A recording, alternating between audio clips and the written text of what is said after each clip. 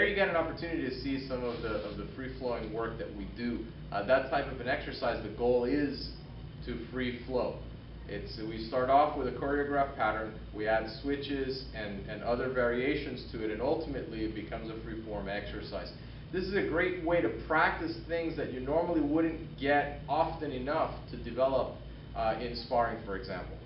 This is a great accessory to your other forms of training, such as sparring and your solo training and your impact training and so on and so forth. What I wanted to touch upon were some of the nuances of the exercise that you just saw, and I want to make it specific to the Bolo. One of the things that we need to take into consideration is that the Bolo is not a stick, it's actually an edge weapon.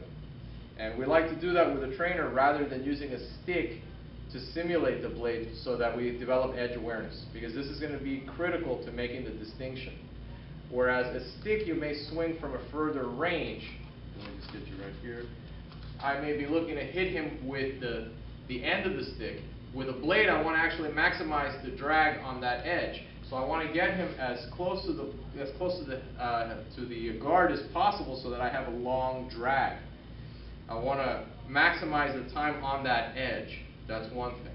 Another thing is that the Bolo, as ferocious as it looks, is really a Southeast Asian machete.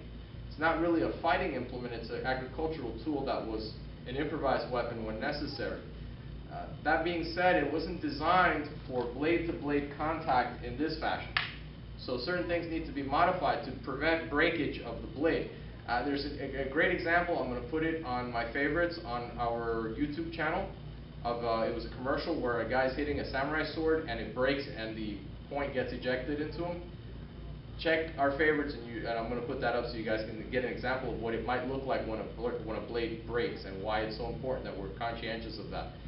Now there's 3 ranges that are being used in that exercise, and we'll just take a look at the basic pattern first. It's 1, 4, 12. So he gives me the 1, I give him the 4, he gives me the 12. 1, 4, 12. 1, 4, 12. Now at this distance, what are we doing? He gives me the 1. I'm using the flat to block the blade. Why am I doing that? Because if I meet blade to blade, I may break my blade. I may break his blade into my face. Extremely dangerous situation. At the very least, I may damage my blade, and I don't want to do that. I want to make sure that I protect this edge so that I can use it against him. At the next distance, we actually start cutting on him. So if we look at the drill again, this time what we're going to be doing is targeting the limbs. We'll be defanging the snake. So we cut, he cuts me, and we cut.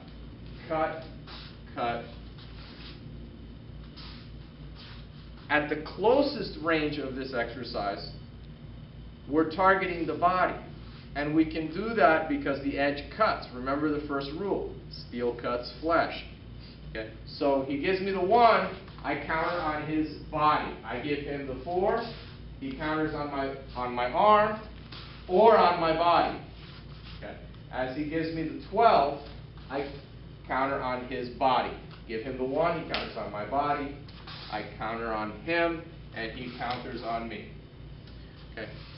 He can go real deep in this exercise. I give you the 1 cut, real deep in the pit. No, off the roof block.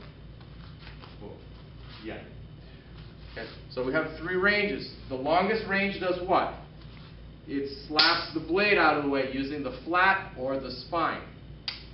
The next range does what? Cuts the limb. The closest range does what? It cuts the body. We use all of them because as you move in and out during flow, you'll be experiencing all of those ranges. Now, occasionally we will get edge-to-edge contact, particularly if both parties are being aggressive. It happens. When that happens, assuming that the blade didn't break off, you get some type of attachment. We call this biting. When the blades bite, there's a momentary hesitation when we realize that they're stuck. An excellent technique at this point is called abanico corto, and we're just going to rotate around at the moment that we figure out that it's bit. So he gives me the 1, bam, I'm stuck, we feel the tension. The first person to do this wins the engagement. Okay, so there you have it, some concepts on transferring your stick skills into bladed weapons. We've seen the 3 count, or we will see the 3 count done with sticks, and we'll address the nuances of it. Right now we're seeing it done with bolos. By the way, those of you that are interested in these types of trainers, we manufacture them. Ozzy here makes them. You can reach us by email if you're interested in getting some of these bolos. They're made out of a nearly indestructible polymer material. And the one advantage that they do have over the aluminum is that when they get burrs in them, they're not sharp, they won't cut you. The aluminum, you have to smooth out eventually because sometimes you get little nicks that may cut you. Anyway, I hope you guys enjoyed this. We enjoyed making it, and until next time, take care.